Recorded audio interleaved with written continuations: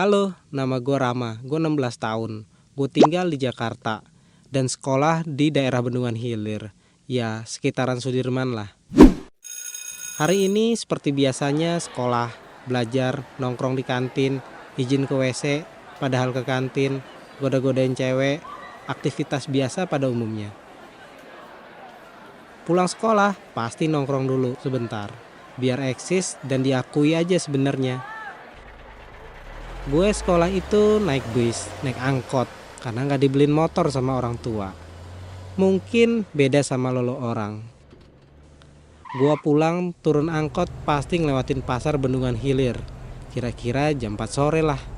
Kondisi masih rame, namanya juga pasar. Dan lewat belakang perkantoran yang tembus ke Sudirman. Soalnya enak kalau lewat situ, adem, sambil cuci mata. Waktu itu gue jalan sendiri. Gue biasanya nyebrang ke Sudirman mau naik bis ke arah Pancoran. Tiba-tiba ada yang ngerangkul gue dari belakang.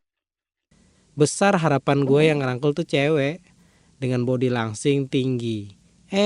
Boro-boro cewek, yang ada laki-laki serem walaupun bodinya kurus tinggi.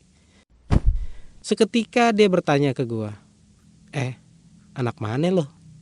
Kaget dong gue. Terus gue bilang, anu bang, anak SMA karet. Terus dia bilang, kolekan dong. Kalau di Jakarta istilah kolekan itu berarti bagi duit dong. Perasaan tuh berkecamuk, perut mules, adrenalin terpompa, kaki udah lemes. Gimana gitu? Kasih nggak ya? Gue jadi bingung. Tapi ada cerita dari orang-orang, kalau ada yang minta kolekan, mending kasih aja daripada bilang gak ada duit. Yang ada malah diperiksa. Akhirnya dari kantong atas gue keluarin 2.000. Tuh orang langsung ambil. Wah, lega gue, gak dimintain lagi. Dan dia gak ada alasan buat meriksa dompet gue. Walaupun diperiksa paling juga duit tinggal gocek doang. Tapi bukan masalah duitnya. Lebih masalah kalau dompet itu diambil. Gimana jadinya? Kan lumayan harganya. Nah, bukannya pergi, itu orang malah bilang sepatu bagus nih.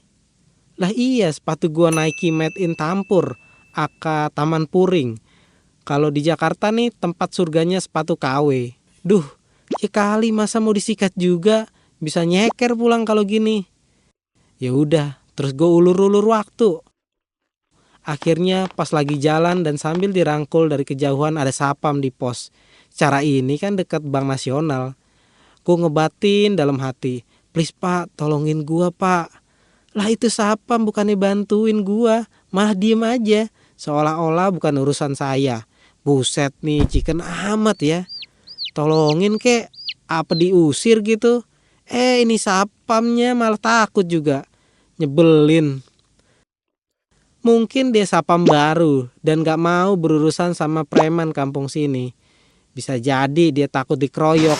Soalnya tukang palak kayaknya akamsi deh. Tapi ada yang aneh. Pas gue makin deket ke sapam gitu, nih orang agak takut juga ngelihat si sapam. Akhirnya ngibrit lah gue. Nyebrang di Sudirman gak pakai tengok kanan kiri. Untung lagi macet. Sampai seberang, gue tengok kanan kiri. Masih takut dikuntitin tuh sama tukang palak. Nah, ini jadi trauma gue sampai sekarang. Amit-amit deh kalian semua ngalamin hal yang serupa kayak gue gini.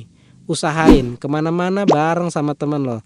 Tapi semisal lo ngalamin hal yang serupa kayak gue punya saran buat lo. Pertama, lo kasih duitnya, ikhlasin aja. Berharap dia gak minta lagi. Kedua, lo kasih duitnya, habis itu tuh lo lapor ke polisi terdekat. Syukur-syukur tuh orang ketangkep. Nah, kalau yang ketiga, semisal lo punya kemampuan bela diri dan lo merasa berani, lawan aja. Tapi inget, kalau dia bawa senjata tajam, ikhlasin aja. Dompet seisinya gak seberapa dibandingin nyawa lo. Ini adalah cerita gua. Kalau lo pernah ngalamin hal yang sama seperti gua, lo bisa komen, like, dan share cerita ini. Jangan lupa subscribe channel Gua Punya Cerita.